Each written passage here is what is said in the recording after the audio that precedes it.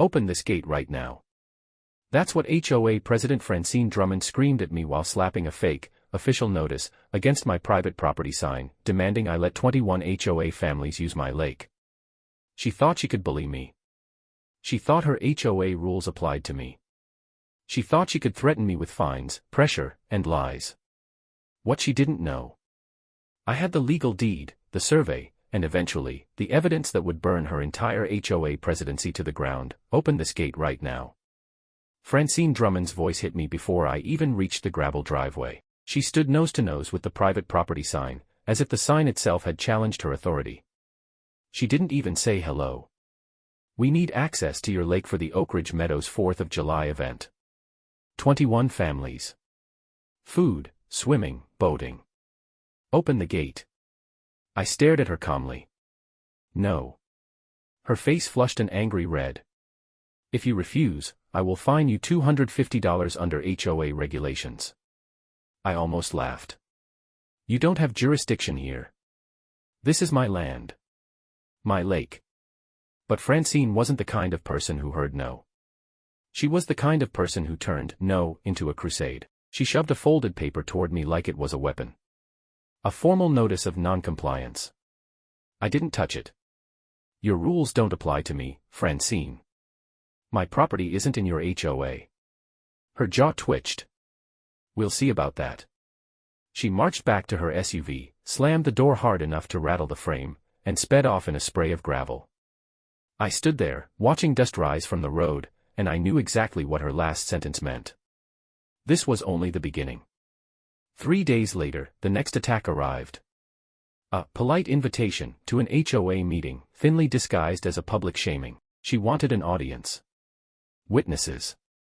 Pressure. Fine. I brought my deed, my survey, and eventually, the documents that would destroy her credibility. I walked into their clubhouse and every head turned. Francine sat at the front like a queen on her throne. She started the meeting by painting me as the villain. A certain property owner refuses to support community unity. When someone asked about legality, she answered with slippery wording, we consider his land part of the spirit of the covenant.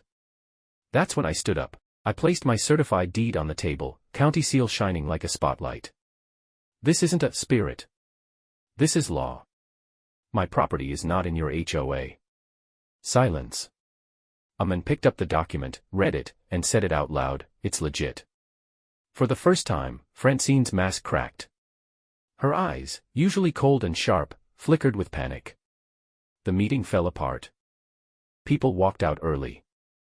The narrative she built collapsed right in front of her. And she hated me for it. But Francine wasn't done. She just changed tactics.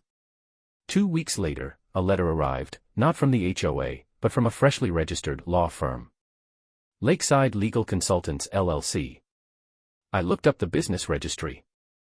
The firm's registered agent. Amanda Drummond. Francine's daughter. It wasn't legal pressure. It was a family business. Funded, very likely, with HOA money. The next hit came from the county planning office, an anonymous complaint regarding commercial use of the lake. She was using government agencies to harass me. The inspector came out, looked around for 15 minutes, and said, this complaint is bogus. You're cleared. So Francine changed tactics again. A whisper campaign. Neighbors suddenly concerned about my lake. Newsletter articles hinting that my property endangered children. The lies were getting desperate. So I fought back with facts, sent a letter to every HOA member with copies of the inspection report and property line documents. And that's what triggered the critical break. The HOA treasurer called me. Roger Haynes. Quiet voice, nervous tone. I've been reviewing the HOA finances, he said. There's an $18,000 payment to Lakeside Legal Consultants, authorized only by Francine. No vote. No notice. That's illegal. I met him the next day. He showed me documents. I showed him mine. His face drained of color. This is embezzlement, he whispered. The next week, behind closed doors, he met with the other board members. They were shocked. They scheduled an emergency HOA meeting. Francine didn't know yet. But she was about to. And when she walked into that room on July 8, she had no idea her presidency, her control, her lies, were seconds away from collapsing.